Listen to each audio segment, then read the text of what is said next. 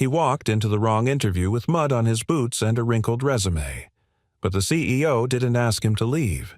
She looked at him like she already knew him, like she'd been waiting for this moment. What happened next would change more than just his future.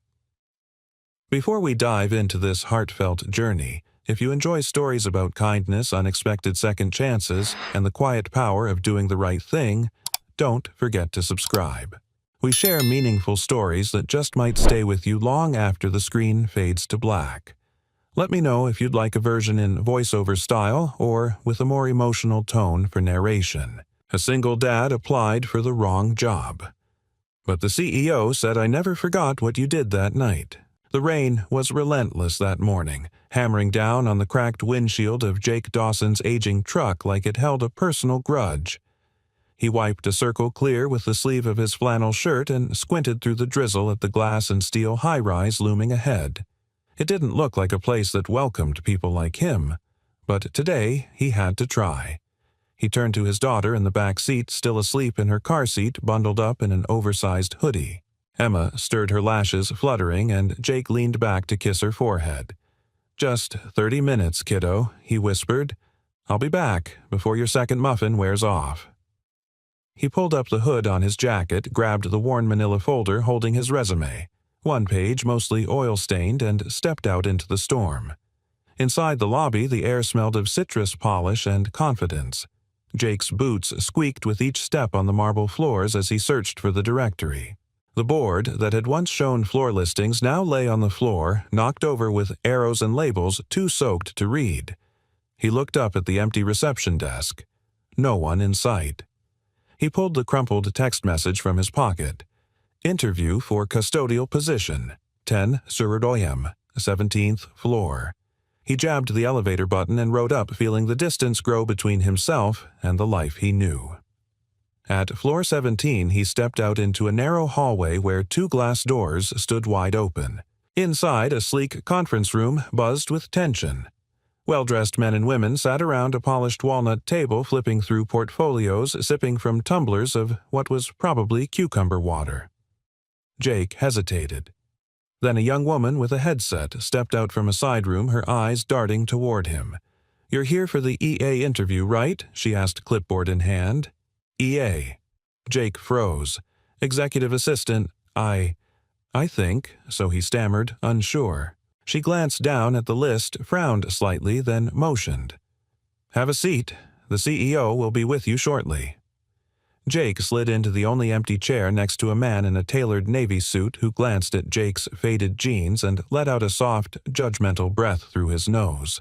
Jake fumbled with his resume folder, wishing it were at least dry. He shouldn't be here. He was about to get up and walk out when the glass door opened. She entered like the storm had stopped for her. Sharp charcoal suit hair pulled into a low knot, eyes that could stop a room, and they did. Every candidate straightened. Some smiled, others cleared throats. Jake didn't move. He couldn't, because the woman standing at the head of the table, the CEO, was staring straight at him, and she wasn't blinking. Her lips parted barely as if to say something, then closed again. Her knuckles whitened around the folder in her hand. Jake shifted in his seat, confused. Had he offended her? Did she recognize him? But that wasn't possible. She blinked just once, then turned to the room. "Thank you all for coming," she said smoothly, voice polished and practiced. "Before we begin, I'd like to hear from—" She looked straight at Jake. "You. Let's start with you." The man in the navy suit flinched. Jake looked around. "Me?" he asked, incredulous. "Yes," she said. "Tell me why you're here." Jake cleared his throat. Well, I came for a different interview, actually. I think I'm in the wrong room." Nervous chuckles rippled through the group. But the CEO didn't smile. "Then why did you stay?" Jake hesitated, then said, "Because I promised my daughter I'd try every door today, even if it wasn't meant for me." Silence. The navy suit shifted uncomfortably. Someone coughed. Marissa Lynn, though Jake didn't know her name yet, set her folder on the table. "That's a good answer." She looked around at the others. "He came for the wrong job." and he's the only one who said anything real. A few jaws slackened. I'll be conducting individual interviews, she said. Starting with Mr. Dawson, he replied, stunned. Jake Dawson. She gave the smallest nod. Mr. Dawson, if you'll follow me. Jake stood clutching his damp folder like a lifeline and followed her down the hall. He glanced back once to see several candidates staring at him like he'd walked in with a golden ticket. They entered a corner office with floor-to-ceiling windows blurred by rain. She closed the door behind them and stood with her back to it, silent. Jake shifted awkwardly. I really am sorry. I must have— Do you remember me? She interrupted, her voice a little softer now. 7 years ago, under a streetlight, a gas station off Highway 22. It was raining. Jake frowned, sifting through the fog of memory. There was a girl sitting on the curb. She continued, her voice trembling, just slightly. She hadn't eaten in 2 days. She thought no one would notice if she disappeared. But then a man stopped. He gave her his only coat. He didn't ask her name. He just said— Jake's lips moved without thinking. Don't return it. Just pass it forward someday. She exhaled sharply as if she'd been holding her breath for years. Jake stared. That was you. Marissa nodded. Her eyes glistened now, but her expression held firm. I never forgot what you did that night, she said. And I don't believe in coincidences, Mr. Dawson. I believe in doors that open exactly when they're supposed to. She walked to her desk, picked up a file, and turned back to him. I'd like you to work with us. Not as an executive assistant. She smiled faintly. That would be cruel. But there's a community outreach project I think you're meant for. Jake blinked, stunned. I don't know anything about outreach, he said. She looked him in the eye. You don't have to. You already saved one life by showing up. Let's see what happens when you show up for more. Jake swallowed hard, and for the first time in a long time he felt the storm outside begin to ease. She was cold, wet, and invisible. That night, 7 years ago, the rain had come down like judgment. Heavy, unforgiving. The kind that soaked through even the thickest resolve. Marissa Lynn sat beneath a flickering streetlight behind a half-abandoned gas station just off Highway 22, her knees pulled to her chest, her backpack hugged tight like a shield. Her coat, stolen the day before while she napped at the city shelter, had been her last layer of protection, literally and emotionally. Now, all she had left was the ache in her stomach and the echo of her own voice from earlier that day. I'm fine. She wasn't. Not by a long stretch. At 27, with a psychology degree, she couldn't afford to finish No Family, No Friends left from the foster system and a job lost after one sick day. Too many Marissa had become what she feared most disposable. And that night she wasn't planning on seeing another sunrise. The air smelled of diesel and stale sugar. Somewhere in the distance a truck roared past without slowing. The world had no idea she was here and even less interest in finding out. Then headlights. They pierced the storm like a miracle or a warning. A rusted old truck slowed near the curb. Marissa tensed, ready to run. But she didn't. She didn't have the energy. Or maybe she didn't care anymore. The engine cut. A man stepped out. She remembered the sound of his boots, first scuffed heavy familiar somehow. Not the calculated click of someone about to lecture her, not the lazy stomp of a drunk. Just footsteps. Real ones. He wore jeans, a flannel shirt beneath a damp utility jacket. No umbrella, no badge, no question. Evenin', he said gently, hands in pockets, not moving closer. Didn't mean to startle you. Marissa looked up but said nothing. He was maybe in his early 30s. Blue eyes under a cap, pulled low with a voice that didn't ask anything of her. You need help, he asked after a beat. Not like a cop, not like a preacher, like a person. No, she croaked. He nodded like that was fair, then started walking back toward his truck. But halfway there he paused, removed his jacket, walked back and held it out. It's not new, but it's warm. She blinked up at him. I'm not some charity case. No, he said softly. You're someone sitting in the rain." She hesitated. She wanted to say no, wanted to cling to some form of pride, but her body betrayed her, shivering hard enough that her teeth clicked. She reached out, barely touching the fabric, expecting him to let go. He didn't. "Don't give it back," he said. "Just pass it forward. Someday." Her grip tightened, and just like that he let go and turned away. She stared after him, stunned. "Wait," she called almost involuntarily. "What's your name?" He opened his truck door but didn't get in. Over his shoulder he answered Jake, and then he was gone, swallowed by rain and night. She wore that jacket for the next 2 years, even after she'd found a job, even when she'd moved into a basement room with heat. Even as she began to rebuild her life piece by piece, it was always with her. Not because she needed it, but because it reminded her of something she'd nearly lost forever. Hope. Not the loud kind. Not the kind that came with speeches or banners, but the kind that showed up quietly, handed you a coat, and didn't ask for anything in return. Back in the present, Marissa stood in her office staring out into the rain that mirrored the one in her memory.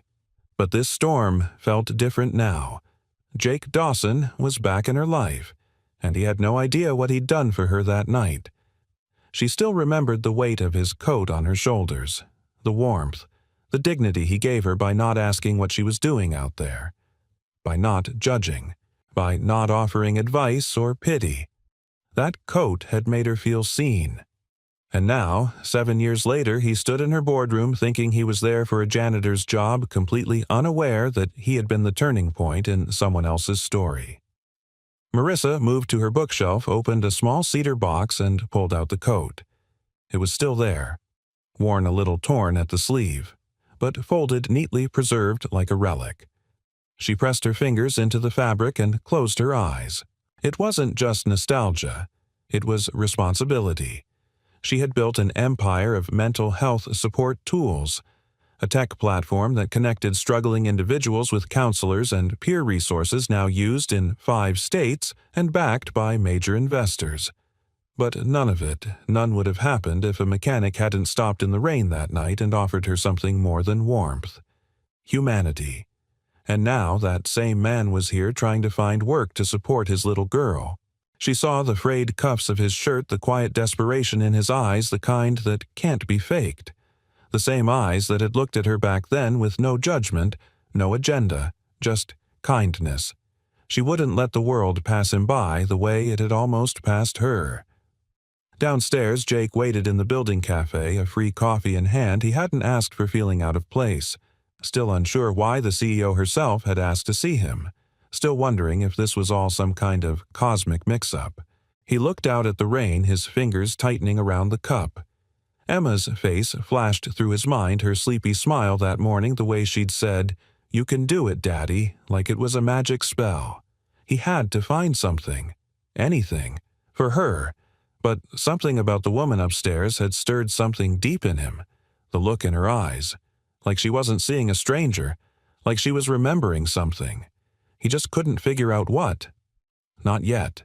But the storm both outside and within was far from over. The storm had eased by the time Jake stepped into the elevator again, but something inside him still churned like thunderclouds over open plains. He clutched the lukewarm coffee cup, though he hadn't taken more than a sip. His hands were too busy with nerves. He didn't belong here, and he knew it. Not on this floor, not in a glass tower filled with digital wizards and polished people who wore confidence like armor. He was a grease-stained mechanic with a rusted truck, a single resume, and a daughter who still thought he could fix anything. The elevator doors opened to the executive level where Marissa Lynn was already waiting. "Hope you like elevators," she said, a wry smile touching her lips. Jake chuckled awkwardly, unsure whether he was being welcomed or escorted out. "I figured I'd be on my way by now." Marissa nodded toward the corridor. "Come walk with me." They passed open offices, people speaking in hushed tones over headsets, glowing monitors reflecting in glass. Jake tried not to glance too long at any one place. He felt like a man drifting through someone else's dream. Finally, they entered a quieter room, still elegant but warmer. Wood panels, indoor plants, a long table littered with folders, mood boards, and sticky notes. A whiteboard bore the words Community Outreach, Winter Initiative. "This is where I think you belong," Marissa said simply. Jake blinked. "You want me to help with this? I want you to lead it." He nearly dropped the coffee. "Lead," he echoed. "Ma'am, I'm Marissa," she corrected gently. "And yes, I'm not asking you to pitch to venture capitalists or write code. I'm asking you to do what you did for me, show up for people who feel invisible. That's the whole idea behind this program. Real help, real warmth. No speeches, no cameras, just action." Jake exhaled slowly, trying to grasp the sheer scale of the offer. "I'm a mechanic, a single dad. I've never led anything bigger than a school fundraiser." Marissa moved closer, her gaze steady. "That's exactly why I'm asking. You're not here because of a degree. You're here because in a moment when you had nothing to gain, you gave something that changed my life. I want that kind of character on this project." Jake fell silent, not out of modesty, but because something in her voice made him believe she meant it. "But I don't even know what this is," he said after a moment, gesturing at the table. Marissa reached for a folder and opened it.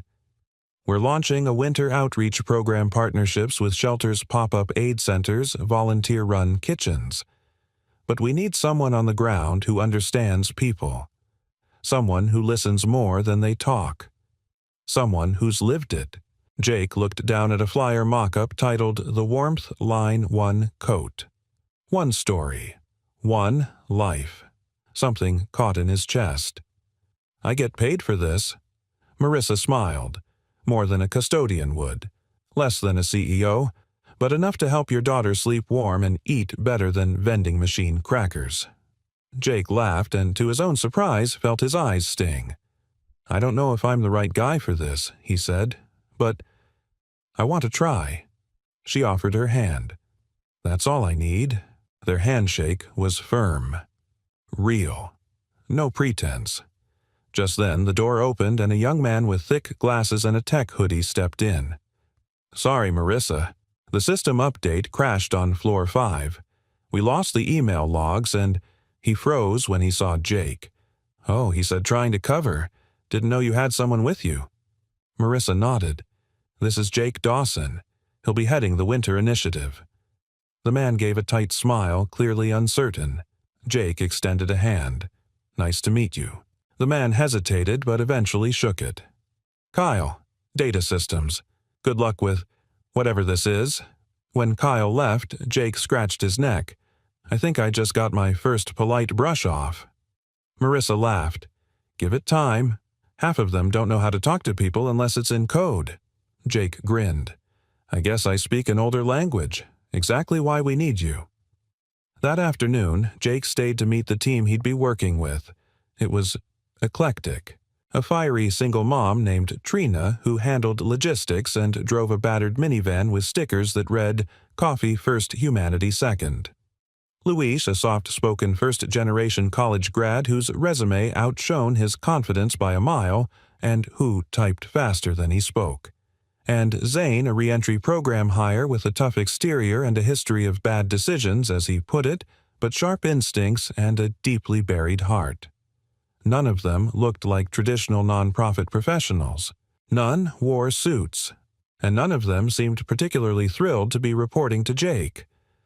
"We've had 3 leads in 2 months, Trina said flatly. "One forgot our names, one stole grant money, and one cried and never came back." Jake took that in with a nod. "Well," he said, "I've never led a team like this, and I don't know how half of these forms work. But I do know what it's like to be cold, and scared, and ignored. So if you'll bear with me while I figure this out, I promise I'll never forget your names. I won't steal anything, and if I cry, it'll be after hours." There was a pause. Then Trina cracked a grin. Luis chuckled. Zane rolled his eyes but stayed. They didn't say, "Welcome aboard," but no one walked out. For Jake, that was enough. That night, back at the small apartment, Emma was already in pajamas coloring under a blanket when Jake returned. "Did you get the job?" she asked. He knelt beside her, kissed her head, and whispered, "I got something even better." She beamed. "You're gonna fix stuff again." He smiled. "Yeah, just in a different way this time." She didn't know what that meant. Not yet. But Jake did. And for the first time in years, he felt like maybe he was starting to find his way back to something that mattered. Something bigger than survival. Something closer to purpose. Jake stood at the end of the long folding table staring down at a whiteboard smeared with half-erased plans marker caps missing coffee rings staining the edges. The meeting room had no windows and smelled faintly of dry erase ink and old pizza, but to him it felt like stepping into a garage before the first spark. Raw, messy, full of possibility. Across from him sat his new team Trina, Luis, and Zane.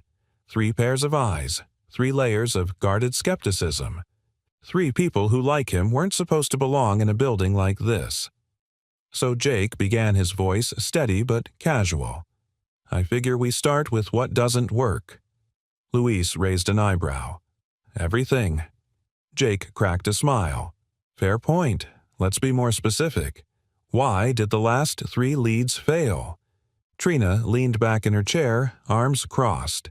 Because they either talked too much, cared too little, or panicked the moment things got hard.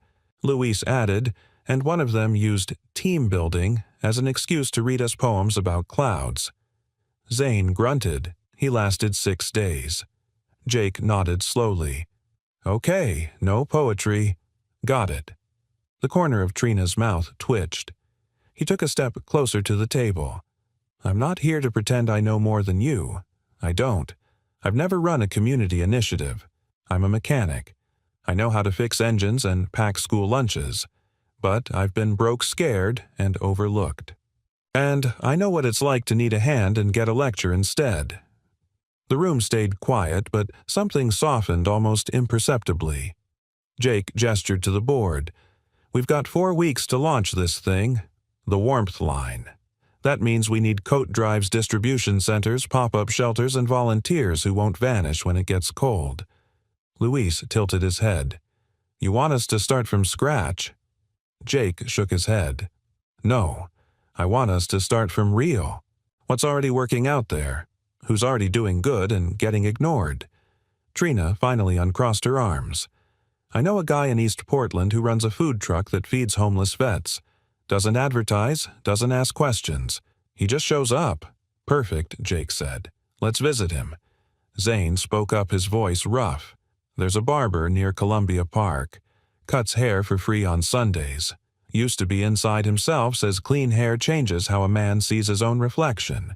Jake's eyes lit up. "That's what I'm talking about."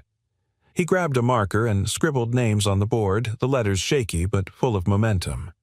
For the first time in a long time, he felt the current of something powerful moving through his chest. Not adrenaline, not fear, hope. That afternoon, they piled into Trina's dented minivan 3 busted seatbelts, a toy dinosaur under the passenger seat, and a dashboard that blinked "check engine" every 10 seconds.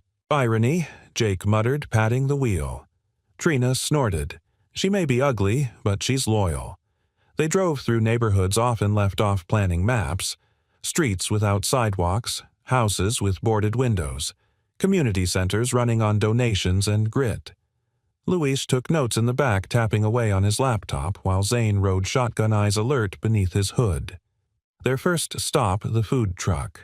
The man running it, a veteran named Hank, served chili out of a retrofitted school bus with fading camo paint and a makeshift sign. "No questions, just food." Jake shook his hand. "We're not from the city. We're not here to regulate anything. We just want to help." Hank studied him. "That right?" Jake nodded. "We've got funding, blankets, a growing team, but we need folks who already know the people."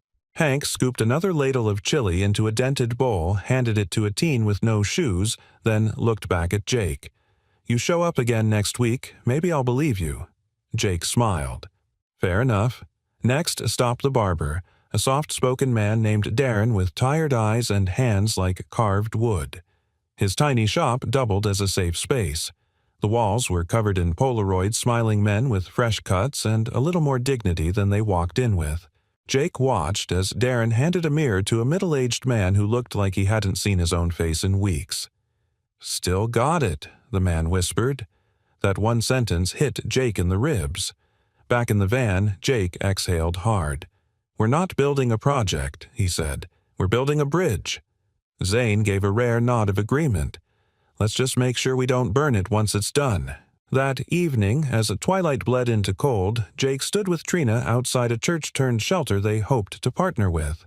She lit a cigarette with hands that trembled slightly. "You're different," she said without looking at him. Jake raised an eyebrow. "How so?" "You actually listen. That's rare around here. Most people want to fix things so they can feel good. You just want people to feel human." Jake leaned against the brick wall. "I wasn't always like that." Trina glanced over. He smiled faintly. "Took losing a lot to realize how much people matter, especially the ones nobody sees." She flicked ash to the ground, then looked at him fully. "You're going to burn out if you try to carry everyone." Jake shook his head. "I'm not carrying anyone. I'm just opening the door." They stood in silence for a while. Finally, Trina said, "You know this whole thing's probably going to get messy." "Absolutely," Jake replied. "But at least we're going to make a beautiful mess." Back at home, Emma greeted him with 2 questions. "Did you make any friends, and can we have pancakes for dinner?" Jake scooped her up laughing. "Yes, to both." As he flipped pancakes in their small kitchen, Jake felt something shift. Not in the world, but in himself. He wasn't the right man for this job on paper. But for the first time, he didn't need paper to prove anything. He had a team. He had a purpose. And maybe he was exactly where he was meant to be. The rain came back just as fast as it had left. Jake pressed his forehead to the cool glass of the apartment window, watching rivulets race down like they were in a hurry to hit bottom. Outside, the streets shimmered under sodium lights. Inside, the air was too still, too quiet. Emma's soft breathing from the next room was the only sign that this place was still a home. He hadn't slept in 2 days. Between endless planning meetings, driving to every corner of the city for partnerships, and helping Emma finish her school project about migratory birds, he was running on caffeine willpower and a prayer he wasn't sure anyone was listening to. His phone buzzed. "Trina, urgent. Budget got cut. Check email." Jake sat down hard on the edge of the couch, pulled open his inbox. He scrolled past auto notifications, grant proposals, Luis's 4th revision of the volunteer manual, then found it, subject internal budget reallocation. Immediate adjustments required. The email was clear and brutal. Due to a last-minute reshuffling of Q4 resources, the Winter Outreach Initiative's funding had been slashed by 40%. That meant fewer blankets, fewer meals, fewer people helped, and a lot more explaining to do. He rubbed a hand down his face, let out a breath that felt like it had been stuck for years. The real storm wasn't outside. It was this. How do you tell people who finally trusted something good that it might not happen after all? The next morning, Jake stood in front of the whiteboard again. His team sat in silence. Luis looked pale. Trina had both arms crossed tightly, her jaw set. Zane was chewing a pen like it owed him money. "We lost 40%, Jake said plainly. "No warning, no appeal process, just gone. No one said anything." "We can't deliver what we promised," Luis muttered. "We'll be a joke." "No," Jake replied. "We won't be a joke, but we'll have to rethink everything." Trina scoffed. "We were already operating on duct tape and favors." "What now? Hug people." Until they feel warm, Jake paused, then walked up to the board. With the red marker, he drew a single word in the center: trust. He turned back to them. "People didn't say yes to us because of budgets. They said yes because they believed we saw them. Because we weren't trying to fix them, we were walking beside them." Luis frowned. "But without coats, without supplies, what are we actually giving?" Jake tapped the word. "This." Zane finally spoke. You want us to go out there and tell people their lifeline got pulled, but we'll smile about it." Jake shook his head. "I want us to tell them the truth, and then I want us to ask what they need. Maybe it's not 500 coats. Maybe it's 2 reliable vans, or 10 portable heaters. Maybe it's just showing up no matter what." Trina looked at him, voice quieter now. "You're really going to go out there and say that?" Jake nodded. "Today." She picked up her coat. "Then I'm going with you." They started with the food truck. Hank was stirring a vat of lentil soup, his breath visible in the morning air. Jake explained the cutbacks.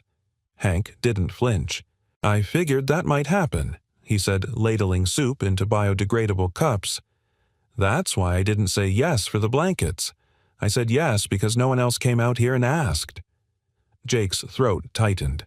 "So, you'll still be part of this." Hank looked up. "You still coming next week?" "Yeah, then we're still in business." At the barber shop, Darren paused mid-fade to hear the news. Then he shrugged. "You know, what doesn't cost a thing," he said, trimming around a man's ears. "Listening, smiling, making someone feel like they're worth a clean cut." Jake smiled. "We'll bring the coffee. You bring the clippers." Back at the office, the team regrouped. Zane looked less tense. Luis had already built a spreadsheet titled Impact with $0, and Trina had posted a new community call-out on social media. No fancy campaign. No big money. Just people showing up. Join us. Within 2 hours, over 50 volunteers had signed up. Some offered time. Some brought supplies. One woman messaged, "I knit scarves. I'm not fast, but I don't stop." Jake couldn't stop smiling. They weren't losing momentum. They were gaining movement. That night, Jake got home to find Emma curled on the couch, flushed and glassy-eyed.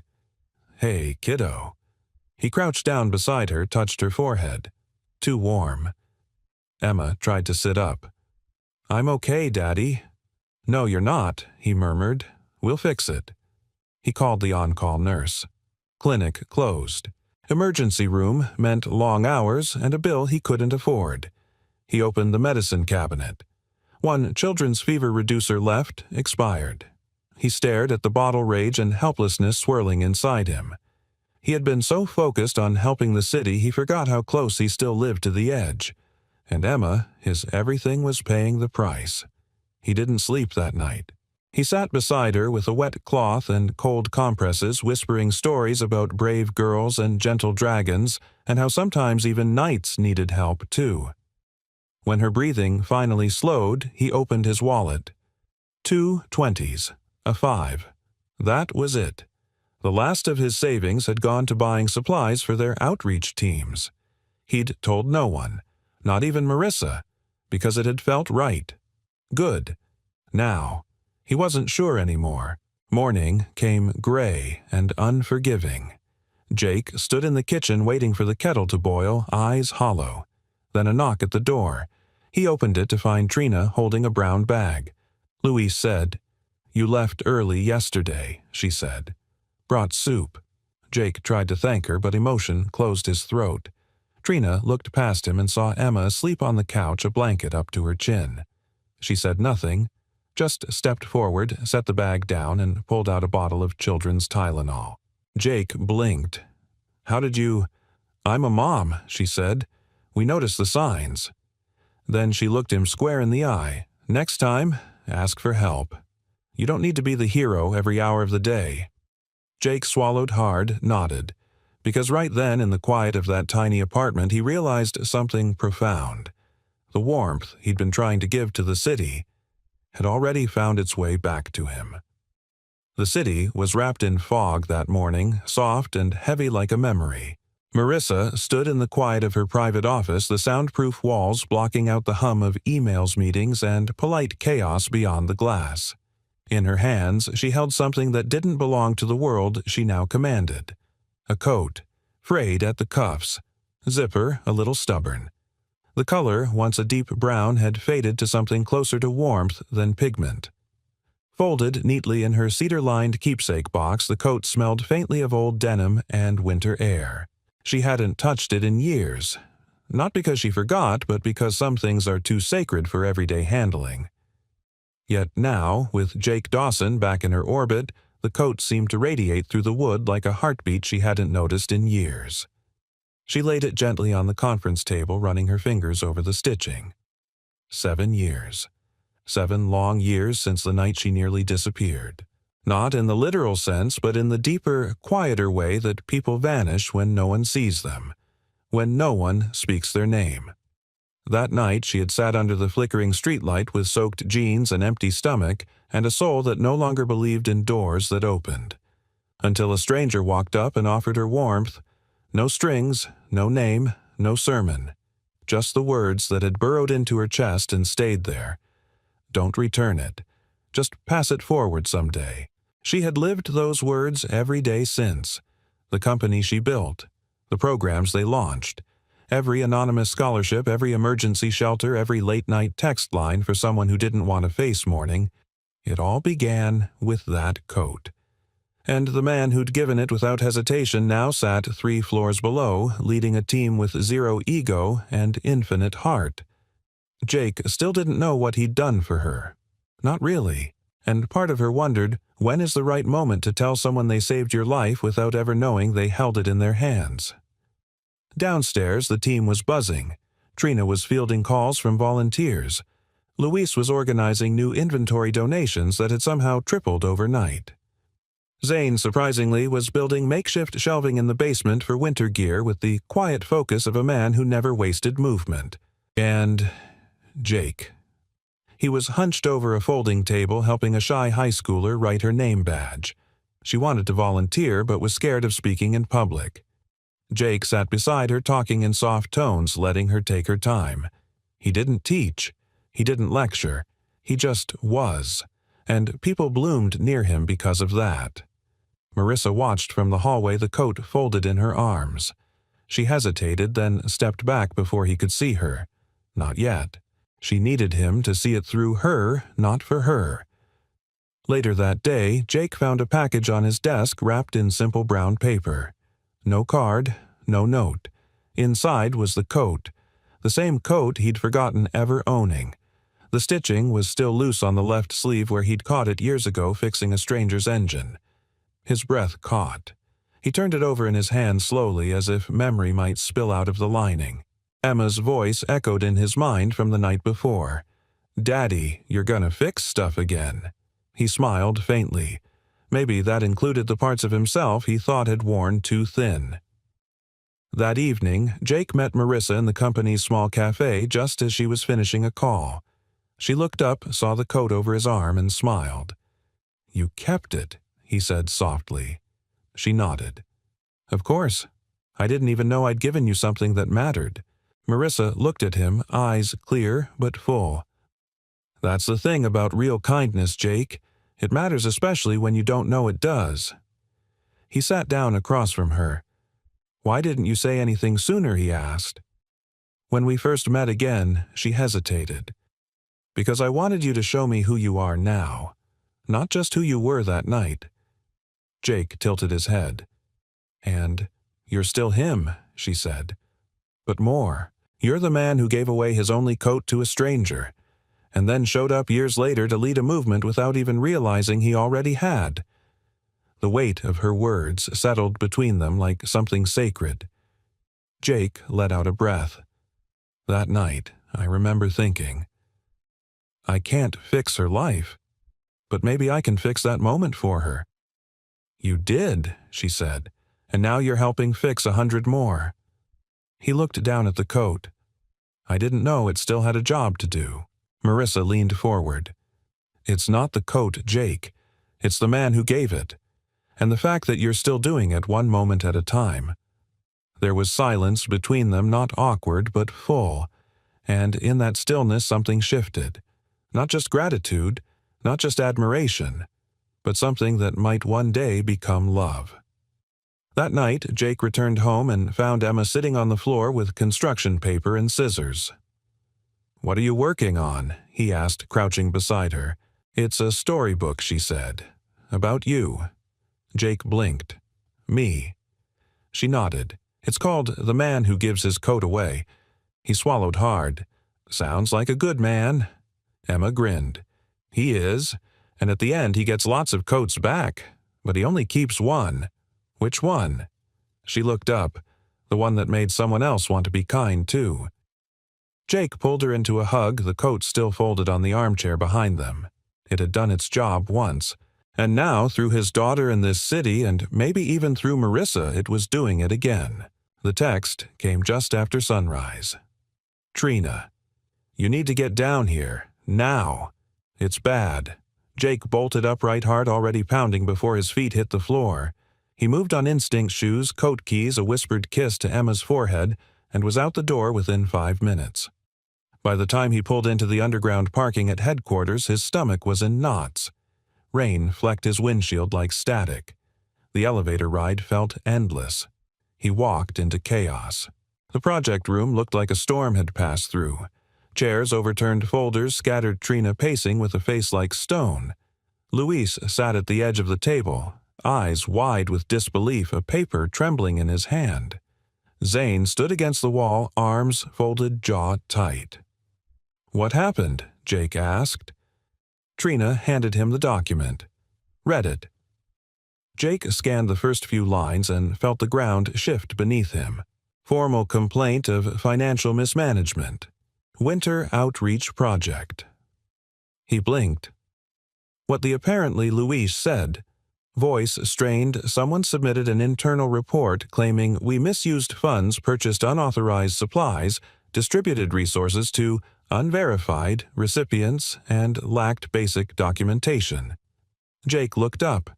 That's not true. Every item was logged. Every name Trina cut in. Doesn't matter. They submitted the complaint to legal and finance. HR flagged it. Until it's investigated, all activity is frozen. All activity, Jake's voice cracked. Zane nodded once.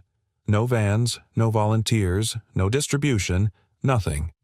Jake gripped the edge of the table. Who filed this? Luis hesitated. We're not supposed to know, but the document ID traces back to Kyle. Jake blinked. The systems guy, Luis, nodded. He's been skeptical since day one. Probably thinks we're amateurs playing non-profit. Jake stepped back, running a hand through his hair. We are amateurs, but we've done more in 3 weeks than most programs do in a year. Trina's voice dropped. And that might be the problem. They all knew it. They'd built something real, visible, powerful, and not everyone liked that. Later that morning, Jake stood in front of a long conference table in legal's corner suite, a stark room with glass walls and cold lighting. Marissa wasn't there. She was reportedly in a board meeting with investors. Jake stood alone, facing 2 members of legal and 1 from compliance. They asked questions with clipped precision. Were you aware you purchased space heaters outside the approved vendor list? Did you allow volunteers to distribute goods without background checks? Why were coats given out without a signed intake form? Jake answered every question truthfully. Yes, he bought heaters on sale because the approved vendor cost double. Yes, he allowed trusted volunteers to distribute supplies in person. No, he didn't get a signature from a woman carrying a toddler with frostbitten fingers. The room fell quiet. Finally, one of them said, "We understand your intentions, Mr. Dawson, but intentions aren't policy." Jake leaned forward. Tell that to the people sleeping under bridges tonight. He didn't wait for a response. He walked out unsure whether he'd still have a badge by the end of the day. Upstairs, Marissa burst into the hallway as soon as she got the message. Why didn't someone tell me sooner? She snapped, already moving. Trina met her by the elevator. We tried. You were locked in with board reps. Marissa turned on her heel, eyes flashing. They're freezing the program. They froze, Jake Trina said. Same thing. Marissa pressed the elevator button. Not for long. Jake stood in the rooftop garden and overlooked a space on the 21st floor that he'd found during his first week. A place to breathe when the weight of the world grew too heavy. He wasn't angry. He was exhausted. He thought about Emma's drawing, the man who gives his coat away. Would he have to explain to her tonight why the man got fired? The door behind him opened. I should have been there. He turned. Marissa stood a few steps away, wind catching her hair, her heels silent on the wet tiles. You couldn't have known, Jake said quietly. I should have, she insisted. You were out there doing the work we built this company to support, and they tried to punish you for caring too much. He looked down. Policy doesn't care about kindness. She took a step closer. Then we changed the policy. Jake lifted his eyes to hers. You'd fight for this, I already am. A pause. Then Jake said, if I walk away, they move on. But if you fight, this whole company shifts. Marissa's voice softened. Then don't walk away yet. Give me 24 hours. He nodded. All right. She started to go, then paused. Jake. Yeah. She hesitated. Do you regret it, giving that coat away? He gave a tired smile. Every day I thought I'd never get it back. She blinked. Jake shrugged. But now, I think maybe it was never meant to come back. Maybe it was meant to keep going. He turned toward the city below, lights blinking through the drizzle. And for the first time since the complaint hit, he didn't feel alone. That night, Jake returned home bone-tired but lighter somehow. Emma ran up to him in her socks. Did you help someone today? He scooped her into his arms. I tried. She giggled. Then you win. Jake held her close, and even though everything felt like it was breaking, he realized something quietly profound. Sometimes when things fall apart, it's just the space being made for something stronger to rise. The boardroom had never been this silent. Not during acquisitions, not during market crises, not even when their first investor pulled out at the 11th hour 5 years ago. But now, as Marissa Lynn stood at the head of the Obsidian conference table facing 12 of the most influential voices in the company, you could hear the faint tick of her watch echo against glass walls. She wasn't supposed to be here today, not in this room. But she'd called the emergency session herself. Across the room sat Kyle, arms folded, his face blank, though his foot tapped nervously beneath the table. Legal sat adjacent, papers neatly stacked. The head of finance looked like she regretted showing up without coffee. I called this meeting to address the allegations brought against Jake Dawson. Marissa began, voice clear, calm. And more importantly, to address what those allegations say about us. A few board members shifted in their seats. Mr. Dawson, she continued, was accused of financial mismanagement, of procedural shortcuts, of acting without full documentation. She paused. Every single one of those claims is factually true. Kyle sat up straight, her eyes flicking to his notes, but Marissa added context matters. And I think it's time you hear the full story, not through filtered emails or department memos, but from me. She took a breath, and then she told them about the night 7 years ago, about the coat, about the man who gave it to her without knowing her name, without expecting anything in return, about how she'd sat under a streetlight ready to disappear, and how that moment of kindness pulled her back from the edge. She didn't cry. She didn't dramatize. She just told the truth, and the room fell into reverent stillness. When I built this company, she said, I swore we'd never become one of those firms, the kind that turns human suffering into numbers, the kind that gives TED Talks about compassion while ignoring the cold outside their own walls. She looked around, her gaze firm but pleading. Jake didn't misuse resources. He used them for exactly what they were meant, for saving lives. A pause. Then she turned to Kyle. I understand your concerns, she said. You followed procedure. But if this company punishes people like Jake for acting out of empathy, then we've already failed. Not legally, but morally. Kyle looked down. One of the older board members, a silver-haired woman named Evelyn Garrison, cleared her throat. I lost my husband to the cold, she said quietly. He was a veteran, slipped through every crack in the system. The room turned to her. If someone like Jake had been there, Evelyn continued, maybe I wouldn't have spent the last Christmas identifying him through a necklace chain. Her voice trembled. We need more people like him. A silence followed, heavier than judgment, truer than policy. And then, one by one, the board members began nodding. The head of finance folded her hands. "We'll reinstate the funding and update protocol to allow emergency discretionary spending with proper after-action documentation." Legal added, "The complaint will be expunged. No record, no delay." Kyle opened his mouth, then closed it again. Marissa nodded once. "Thank you." She stood straighter. "And one more thing. Starting immediately, I'll be stepping down from my day-to-day CEO duties and appointing a director of community engagement to sit on this board permanently." Gasps, murmurs. Even Evelyn looked surprised. Marissa turned toward the door. Jake stepped in, eyes wide, posture uncertain. He had no idea what room he'd just walked into, until Marissa said, "Jake Dawson. Would you consider taking the role Silence again, but this time electric?" Jake blinked. "You want me on the board." "You've already been leading Hearts," Marissa said gently. "Now I want you helping lead Direction." Jake looked around. These weren't his people.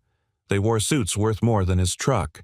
They used words like scalability and Q1 forecasting. But then he thought about Emma, about the kids they'd helped, about Trina and Luis and Zane showing up every single day. He thought about the coat, and the moment under the streetlight. "I'm not a businessman," he said. "Good," Evelyn replied. "We've got plenty of those." Jake smiled. "All right," he said, "let's do some good." Later that day, as the reinstated team returned to the office, Trina rushed in first, waving a paper in the air. "We're back." Baby Luis followed behind, grinning. "Got 6 new volunteers already queued up. Word spreading like wildfire."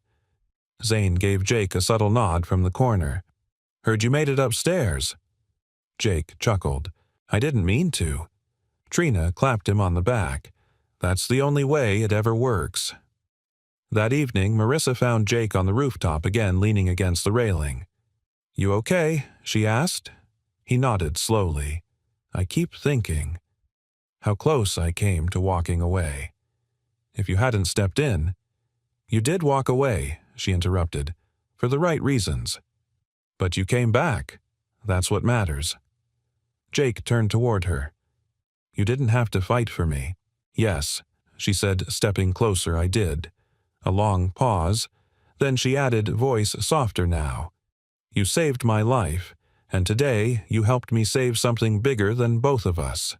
Their eyes met. The wind lifted her hair. He didn't speak. He just held her gaze. And in that still moment beneath the clouds above the city, something passed between them. Not just gratitude, not obligation, but trust. Real, quiet, undeniable. Down below, the lights of the Warmth Line office flickered on again. And the city, cold as ever, broken as always, felt just a little more human. The first snow of the season arrived quietly. It fell in hushed flurries, drifting past the windows of the outreach center like feathers from a sky that had finally taken a breath. Inside, the old project room buzzed with new energy. Folding tables had been replaced by solid desks. Luis had upgraded the inventory system, complete with barcodes and a functioning tablet check-in. Zane had mounted wall shelves built by hand. And Trina had created a thank you wall filled with Polaroids from the field kids in new coats, veterans holding hot meals, strangers hugging near fire barrels. It was no longer just a project. It was a movement. And Jake stood in the center of it all as if the room had grown around him. He didn't speak much that morning. He didn't have to. He just moved through the space like someone who had finally found home, not the kind with a mortgage, but the kind built from purpose. Marissa watched him from the doorway. There was something different in his expression lately. Less strain in his brow, less weight behind his shoulders. The man who had once sat in a mismatched chair holding a water-stained resume now walked like someone who knew his worth and used it for others. And yet a quiet uncertainty still lingered beneath his steady calm. Marissa stepped in. "Busy morning," she said. Jake turned, offered her a small smile. "It's finally working. Feels like the engine's running smooth." Marissa tilted her head. "Which is why I need to talk to you." He froze just slightly. She stepped closer and held out a folder. Thick, formal, his name typed across the front in bold lettering. Jake took it brows-knitting. "What is this, a permanent contract?" she said. "For the Director of Community Engagement, full benefits, salary, autonomy, and a seat at the table on your terms." Jake opened it, scanned the offer, then looked back at her. "This is real?" he asked, as if the weight of the folder wasn't already answering that question. Marissa smiled. "As real as that coat you gave me." Jake laughed once, quiet, almost breathless. "You're not afraid I'll screw it up?" "I hope you screw it up," she said. "It means you're human. It means you're trying. The people who terrify me are the ones who think they can't." Jake looked down at the contract again. He thought about his daughter, about bills paid just in time, about emergency rooms he couldn't afford. He thought about the men and women they'd met, people who taught him more about resilience than any manual or board meeting ever could. "I've never led anything this big," he said. "Not long term." Marissa's voice lowered. "But you already have." He met her eyes. "Why me?" She didn't flinch. "Because you remember what it's like to be cold. And because you show up anyway." Silence settled between them. Then Jake said, "Okay, but I have conditions." Marissa raised an eyebrow. "Go on. I want Luis promoted. He's running circles around most managers in this building." "Done. I want Trina on payroll with childcare coverage, already in motion. And Zane, he wants to get certified for youth mentorship. I want us to cover it." Marissa smiled. "You're negotiating for your team before yourself." Jake shrugged. "They're the reason any of this works." She extended a hand. "Welcome aboard, Director Dawson." He shook it, firm and steady. No pretense, no performance, just promise. That afternoon, Jake picked Emma up early from school. She came running across the playground, cheeks flushed, pink backpack bouncing. "Daddy?" He scooped her into his arms, her joy warming him more than any jacket ever could. "I have a surprise," he said. She gasped. "Ice cream? Better." She frowned. "Pancakes." He laughed. "Even better." He reached into his coat and pulled out the nameplate, Jake Dawson, Director Community Engagement. Emma's eyes lit up. "You got promoted." Jake knelt down. "I got planted." She tilted her head. "What's that mean?" "It means someone believed in me. Enough to help me grow." She thought about that for a second, then smiled. "Then you'll grow big like the library tree." He nodded. "Exactly like that." That evening they sat together on the living room floor, surrounded by coloring books and coat donation flyers. Emma was designing her own version of the Warmth Line logo, a giant heart made of mittens. Jake was filling out forms he still didn't fully understand, but now had people to ask. The heater rattled softly. Outside, the snow kept falling, and inside, something more enduring took root. A man, a daughter, a coat, a city being stitched back together by kindness, one life at a time. Later that night, Jake received a message from Hank, the food truck veteran. "Hank, first snow's always the hardest. We got through the day. Had enough chili for everyone. That's your win, too." Jake stared at the screen for a long moment.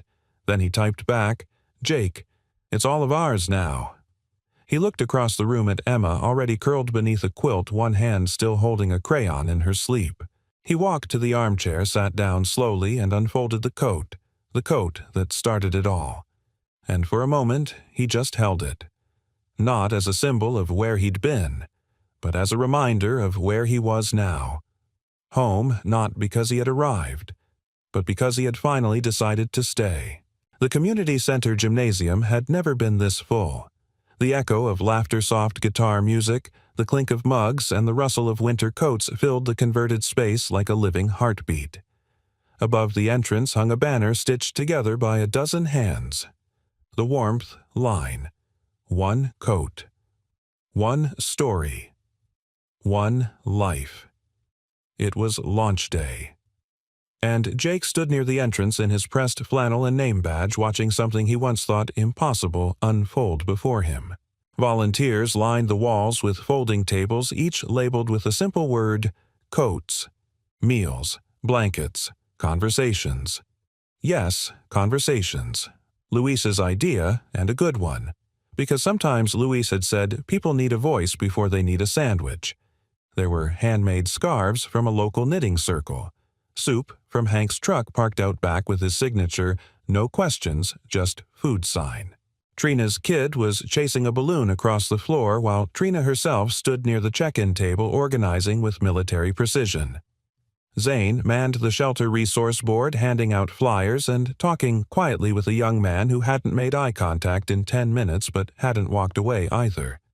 Marissa arrived mid-morning, flanked by 2 investors and a city council member. But she wore jeans, not heels, and she didn't stay near the cameras. She found Jake by the coffee stand. This was never just a coat drive, she said. Jake smiled, stirring cream into a paper cup. No, it's a reminder of what that people remember who showed up.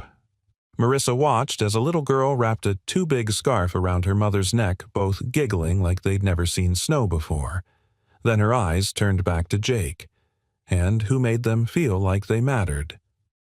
Midday, a moment of quiet passed. The line outside had shortened. Volunteers rotated to rest. Jake stepped out for air and found himself near the back alley where a bundled-up teen stood smoking nervously. "Hey," Jake said gently. "You all right?" The boy startled, dropping the cigarette. "I wasn't stealing anything, I swear." Jake raised his hands. "Didn't say you were." The kid looked about 15 too thin for the oversized hoodie he wore. He kept glancing toward the parking lot like he might bolt. "You hungry?" Jake asked. "No handouts," the boy muttered. Jake nodded. "Fair. I'm not offering one. I'm offering a job." The teen blinked. What kind of job? Jake reached into his coat pocket and handed him a flyer. "Tomorrow morning. Warehouse help. Sorting coats and supplies, pays hourly. No ID needed the first week. We'll help you get that later." The boy stared at the flyer like it might vanish. Jake added, "You show up, I'll make sure there's a hot breakfast." The teen's voice cracked. "Why would you do that?" Jake thought for a moment. "Because once I was standing in the rain and someone gave me something when I didn't ask. I didn't earn it, but I didn't forget it either." The kid didn't answer, just shoved the flyer in his pocket and walked away fast. Jake didn't follow. He knew sometimes it took more than one offer to land. By late afternoon, the conversation table had drawn its own crowd. Former clients turned storytellers, people sharing the moment they felt seen again. One man spoke about a coat he was given 5 years ago. A woman described how a single kind word in a bus station stopped her from stepping in front of traffic. A volunteer wrote their stories on index cards and clipped them to a string near the exit. By the end of the day, it stretched from one wall to the other. Jake stood beneath it, reading the names and moments strung like lights. Then he saw it. A card, written in shaky penmanship. "He gave me a coat under a streetlight. Didn't ask for my name. Just said, 'Pass it forward.' I did. And now he's here doing it again. M.L." His throat tightened. He didn't need to turn around to know she was standing behind him. "I didn't want to frame that one," Marissa said softly. "It needed to stay here, with the others." He turned. She wore the same soft expression she had the day she'd told him the truth, but something in her gaze was different now, less guarded, more open. "People keep thanking me today," Jake murmured. "But all I did was show up." Marissa shook her head. "No, Jake. You stayed. That's harder." A pause, then she reached into her pocket and held out something small, an envelope. He opened it slowly. Inside was a photograph of a younger Marissa, sitting under that streetlight, coat wrapped tight, face pale and drawn, but her eyes already showing the beginning of fight. Jake stared at it. "Someone at the gas station took that," she said. "Security footage, I think.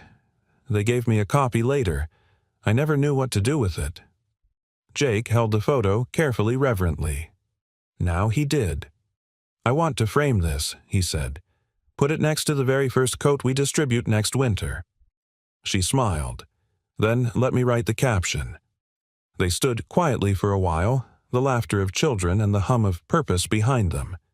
Then Marissa took his hand. "Come with me," she said. "To where?" "To see how far this thing can go." Jake didn't hesitate. Because in that moment, surrounded by stories and scarves and second chances, he understood something that would stay with him for the rest of his life. Love doesn't always begin with a kiss. Sometimes it begins with a coat. 1 year later, the streetlight still stood where it always had. Tucked behind the old gas station off Highway 22, it flickered like a stubborn heartbeat against the night, casting its familiar circle of amber onto cracked concrete and wind-blown leaves. Most drivers passed it without noticing, just another forgotten corner of the city. But not tonight. Jake parked a little farther down the road, engine ticking as it cooled in the crisp December air. The heater had barely worked on the drive, but he didn't mind. Emma sat beside him now, 7, wrapped in a puffy blue coat and a knit scarf that had warmth lines stitched in pink across the edge. She bounced her legs as she peered through the windshield. "Is this it?" she asked. Jake smiled. "This is it." He got out, walked around to help her down, and they approached the streetlight together, father and daughter, past and future. Emma clutched a small brown package wrapped in twine. "What do you think it'll look like?" she whispered. Jake looked around. Quiet, but important. At the center of the circle of light, someone had placed a new bench. Wooden. Simple. With a plaque bolted into its backrest. Emma ran ahead and knelt beside it, reading aloud, dedicated to the strangers who gave warmth without needing names. "Pass it forward." Jake felt his throat tighten. He sat beside her, gazing up at the light. "You sat here, didn't you?" Emma asked. "No," Jake said softly. "She did." Emma tilted her head. "Miss Marissa." He nodded. "Before she was CEO. Before she was anything, really. Just a girl having the worst night of her life." Emma fell quiet, then said, "And you gave her your coat." Jake chuckled. "I gave her a coat. I didn't know who she was. I just saw someone who needed to not feel alone." Emma looked up, "Like how you saw me when Mom got sick." Jake turned to her, eyes soft. "Yeah, just like that." She laid the package on the bench. "Should we leave it?" Jake raised an eyebrow. "What is it?" Emma smiled proudly. "It's a coat. My favorite. It still fits, but I want someone else to be warm." Jake reached over and squeezed her hand, words failing him. She leaned her head against his arm. Above them, snow began to fall, not heavy but gently, like the sky was blessing the earth one flake at a time. Earlier that day, the Warmth Line team had finished their final winter shipment. Over 3,000 coats, hundreds of blankets, hygiene kits, and care packages sent across the state. The team had grown. Luis now trained new outreach coordinators. Trina had launched a program for single moms in transition. Zane mentored teens with stories not unlike his own. And Jake had become the kind of leader he never meant to be, but exactly the one people needed, steady listening, never too busy to show up. The coat Marissa once kept was now displayed in the Warmth Line headquarters behind glass with a simple sign, "The coat that started it all." But everyone knew it wasn't the fabric that made it sacred. It was the act. The choice to give when no one was watching. The belief that kindness matters even when you never see what comes of it. Back at the streetlight, Emma stood and brushed snow from her sleeves. "Do you think someone will find it tonight?" she asked, nodding to the package on the bench. Jake looked around. A car slowed in the distance. The world felt still but full of movement just beneath the surface, like compassion waiting for a chance. "I think someone already has," he said. They walked back to the truck in silence, their footprints trailing behind them like breadcrumbs for the next heart to follow. Jake opened the passenger door for her, then paused. From the corner of his eye, he saw someone stepping into the light. A woman, wrapped in a thin sweater, hands tucked deep in her pockets. She stared at the bench, then slowly sat, fingers brushing the twine on the package. Emma looked too. Jake didn't say a word. They just watched as the woman untied the twine and lifted the coat into her arms. She pressed it to her chest, eyes closed as snow landed softly on her shoulders. Daddy Emma whispered, "Look." The streetlight, flickering just seconds ago, burned steady now. Brighter. Almost warm. Jake smiled. "Let's go home," he said. That night, in a small apartment where love hung on every wall and warmth came from more than heaters, Jake tucked Emma into bed and sat beside her a while longer. She reached up sleepily. "Did I do good today?" He nodded, voice thick. "You did beautifully." As her breaths slowed, he sat still, staring out the window at the glowing city skyline. In his heart, he carried no medals, no fortune, no fame. Just a moment, a coat, a light, and the quiet, unshakable belief that sometimes the smallest thing you give becomes the biggest thing someone remembers. Where are you watching from? We love hearing from viewers all over the world. Drop a comment and let us know where you're tuning in from and what part of the story touched you most. If you haven't already, make sure to subscribe so you never miss another story filled with heart, hope, and humanity. Thank you so much for spending your time with us today. Your presence means more than you know. Until next time, stay kind, stay curious, and keep passing it forward.